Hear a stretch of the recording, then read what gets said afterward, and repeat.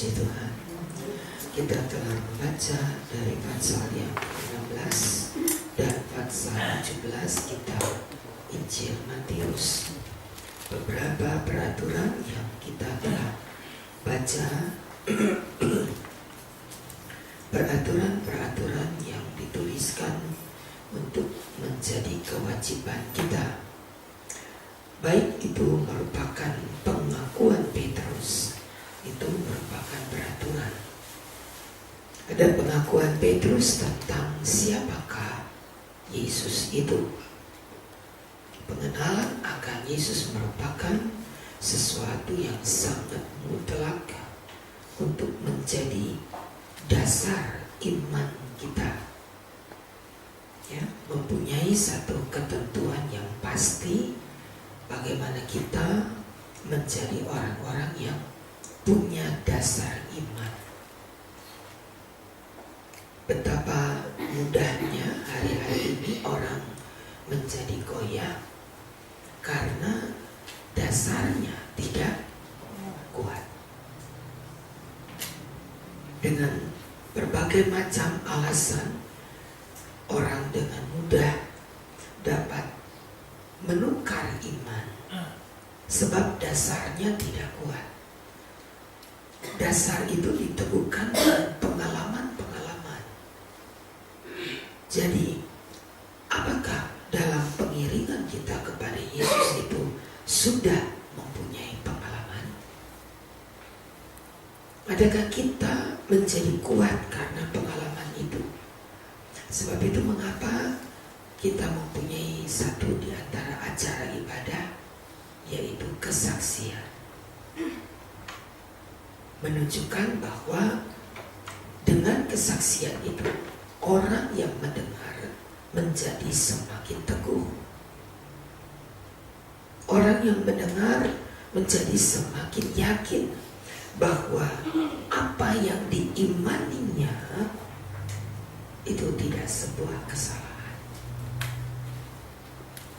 Ada pengakuan-pengakuan, bukan sekedarnya, tapi ada pengakuan-pengakuan. Dengan demikian kita melihat bahwa betapa pentingnya sebuah kesaksian yang membangun. Amin. Kalau kita diberi kesempatan bersaksi, silakan mengambil waktu itu. Tapi dengan satu catatan, saksikanlah apa yang membangun orang. Apa yang membangun orang, apa yang menjadi sebuah kesaksian kita, bukan cerita, tapi pengalaman bersama dengan Tuhan kita. Maka kesaksian itu akan menjadikan iman pendengar akan menjadi semakin kuat, akan menjadi semakin kokoh. Ada kekuatan di dalam kesaksian itu yang membuat orang lain menjadi semakin yakin. Petrus ditanya, menurut katamu, Yesus ingin mendengar sebuah pengakuan. Kalau menurut kata orang, aku siapa? Oh, menurut kata orang, engkau adalah Yohanes Pembaptis, engkau adalah Elia, engkau adalah Yeremia, atau salah satu dari para nabi itu. Baik, itu menurut kata orang ya. Tapi sekarang menurut katamu, aku ini siapa? Ketika murid-murid yang lain tidak menjawab, padahal murid yang lain juga punya pengalaman yang sama, tetapi murid-murid yang lain tidak mempunyai keberanian untuk membuat sebuah pernyataan. Kita membutuhkan. Yesus bukan tidak tahu apa isi hati mereka, tapi Yesus ingin mendengar ada ucapan dari ketika murid-murid memberikan pernyataan siapakah Yesus itu. Demikian pula dengan kita, merupakan sebuah pertanyaan yang kembali di awal tahun 2014. Menurut katamu, aku ini siapa? Ada pengakuan-pengakuan yang Allah ingin dengar dari mulut kita. Terlebih di akhir zaman ini, banyaknya pengajaran-pengajaran yang tidak benar, banyaknya kepalsuan-kepalsuan yang terjadi, banyaknya hal-hal yang menggoyahkan iman orang. Dan perlu dipertanyakan tentang dasar iman kita. Di tahun 2014, menurut kata saudara, kata setiap kita, siapakah Yesus itu? Satu pengakuan yang ingin didengar oleh Allah. Masihkah hari ini saudara mengakui Yesus adalah Tuhan? Masihkah saudara bisa berkata di hari yang berat, di waktu yang sukar, masihkah saudara dapat berkata bahwa Yesus itu adalah Tuhan? Menurut pengalaman kita, ada hal-hal yang bisa diakui kalau keadaan baik-baik saja. Kalau dalam situasi yang tidak baik, apakah pengakuan kita berubah? Menurut ibu-ibu janda, di sini ada berapa ibu janda? Ya, menurut ibu-ibu janda, siapakah Yesus itu?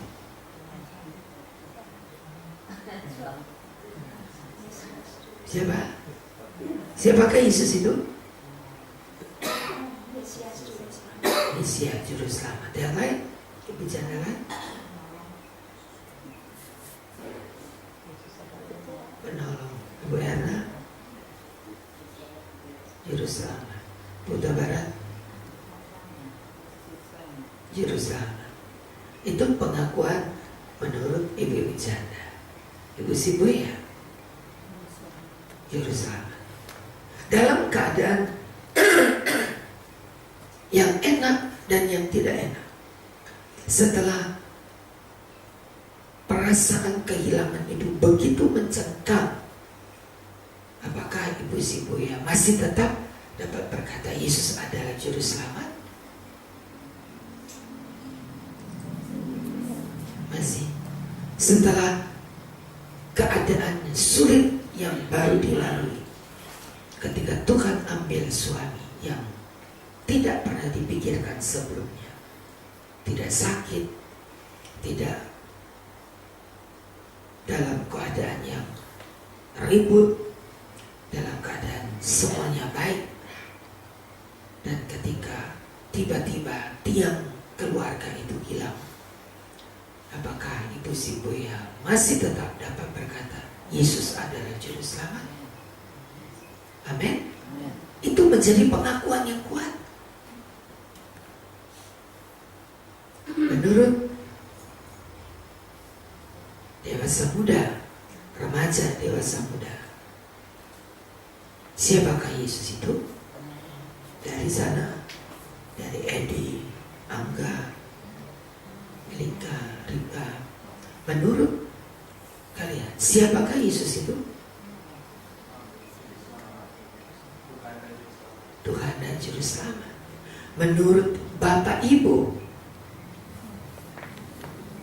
menurut Bapak Ibu, siapakah Juru Selamat?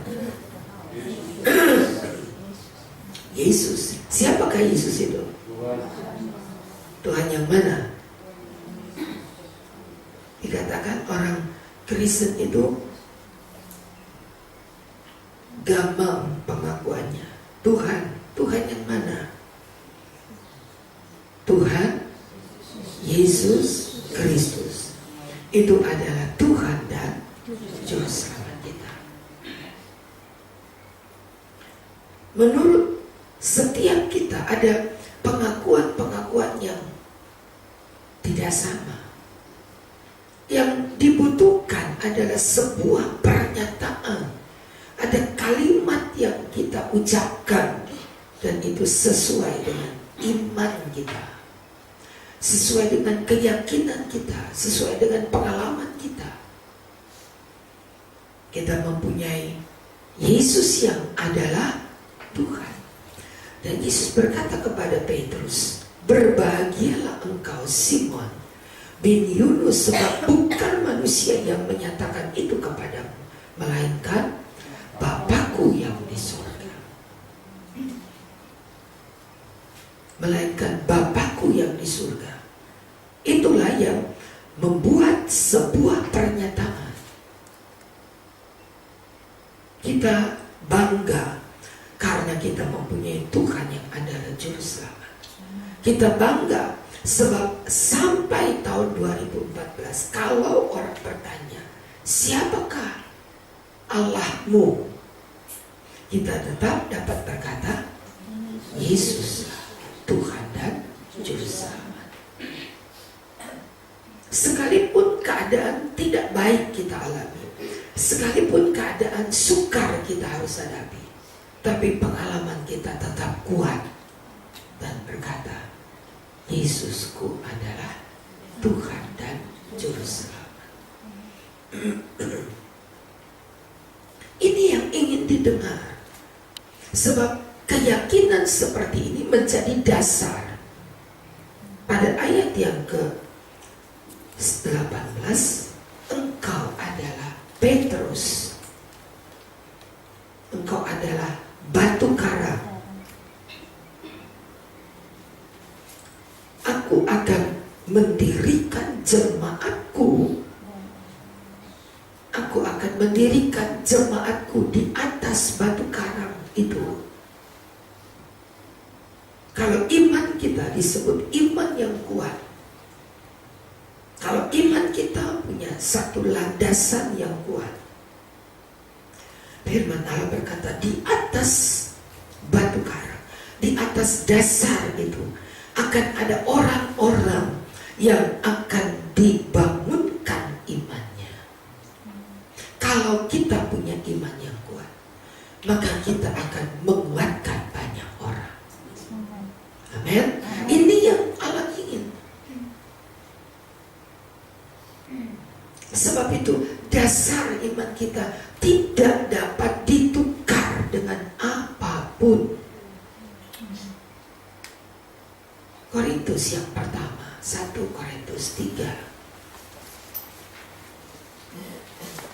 1 Korintus 3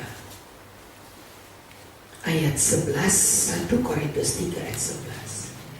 Karena tidak ada seorang pun yang dapat meletakkan dasar lain daripada dasar yang telah diletakkan, yaitu Yesus Kristus. Kalau dasarnya bukan Yesus, maka pengiringan kita akan sangat rapuh.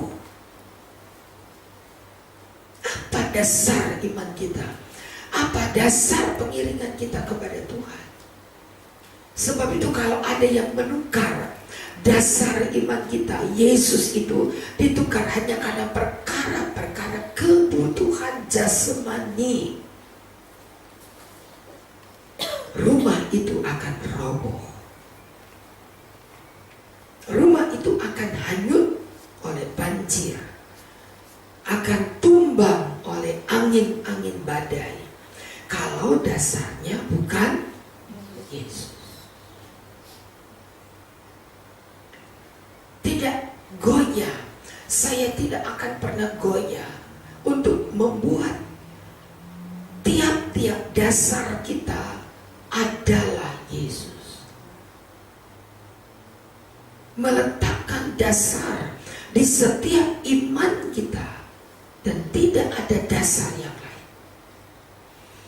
Saudara dan saya datang beribadah tidak karena sesuatu yang lain kecuali karena Yesus. Lain daripada dasar itu tidak akan kuat, saudara, tidak akan kuat. Sebab ada terpaan, ada banjir, ada badai, ada angin-angin yang sangat, ya, sudah kita lihat beberapa waktu lalu bagaimana ada angin puting beliung. Dan kita akan berhadapan dengan demikian untuk bangunan iman kita. Kalau lain daripada Yesus, maka bangunan itu seumur jagung aja sudah bagus, tidak akan kuat, saudara. Perkuat iman saudara, buat dasar yang kuat. Bersyukur kepada Tuhan, saya tidak berkata bersyukur karena sesuatu yang lain, tapi bersyukur kalau iman-iman saudara kembali kepada Yesus. Kalau beberapa jiwa Tuhan kembalikan karena dasar Yesus yang mereka akui, cuma Yesus yang menjadi dasar, maka saya bersyukur itu adalah karya Allah,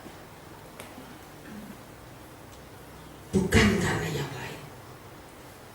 Diizinkan oleh Tuhan, digoyahkan, diizinkan, ada yang mulai goyah dan sebagainya, untuk membuktikan apakah ada dasar lain yang lebih kuat daripada dasar Yesus. Dan terbukti cuma Yesuslah dasar yang kuat, batu karang yang kuat. Pengiringan tidak karena sesuatu yang lain, tapi pengiringan kita hanya karena Yesus. Biarlah ini menjadi kekuatan kita. Kalaupun datang begitu banyak terpaan-terpaan, goncangan-goncangan, tapi iman yang didasarkan atas Yesus akan tetap teguh.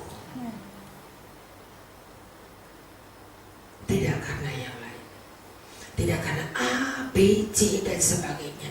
Singkirkan alasan yang lain dan pegang teguh dasar kita adalah Yesus, batu karang yang teguh. Dalam Kidung Jemaat ada lagu itu, ya, batu karang yang teguh. Bagaimana itu lagunya? Ya, itu dia. Karena dulu hafal banget itu lagu. Ada batu karang yang teguh, diakui, saudara, diakui. Semua orang Kristen akui kita hanya punya satu dasar, yaitu batu karang yang teguh. Kalau hari-hari ini orang coba tukar batu karang yang teguh, itu hanya dengan perkara-perkara materi, hanya karena finansial, hanya karena sembako. Umurnya nggak lama itu. Karena apa yang menjadi materi, menjadi kebutuhan hidup, hanya dikatakan tadi di dalam pembacaan kita, hanya sampai di jamban. Bukan begitu tadi, ya? Lalu dibuang orang. Hanya sampai di situ. Tidak punya kekuatan, tidak punya dasar yang teguh. Mana tadi? Pasal berapa tadi?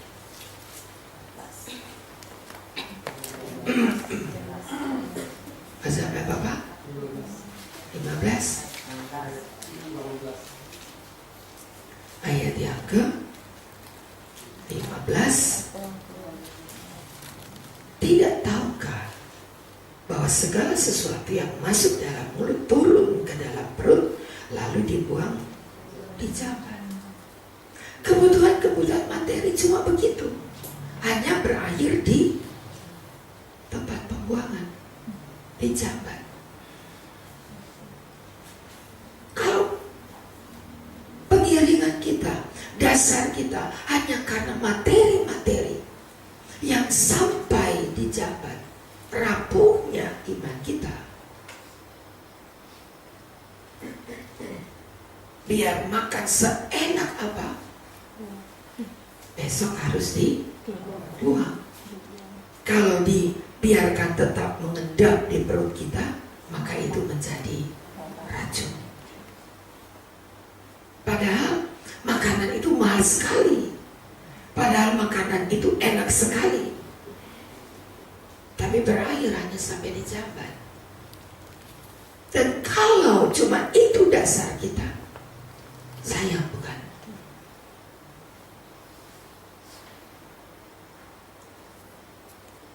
Biar iman kita berdasarkan batu karang, yaitu Yesus, yang tidak digoyahkan.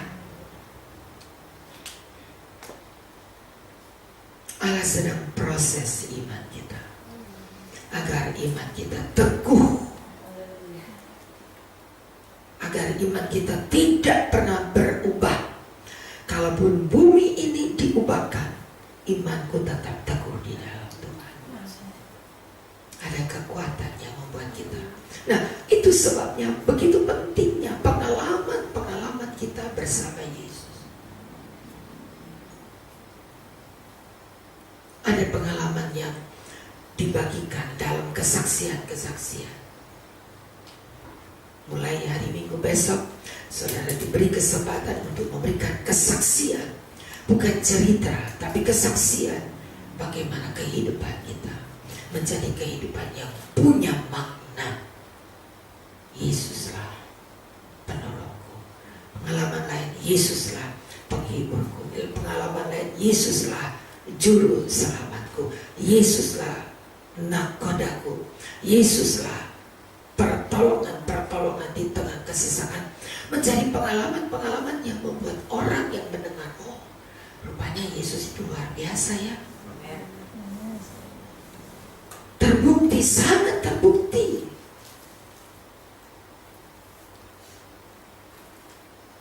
Dan setiap tahun ketika berubah, berganti, imanku semakin teguh.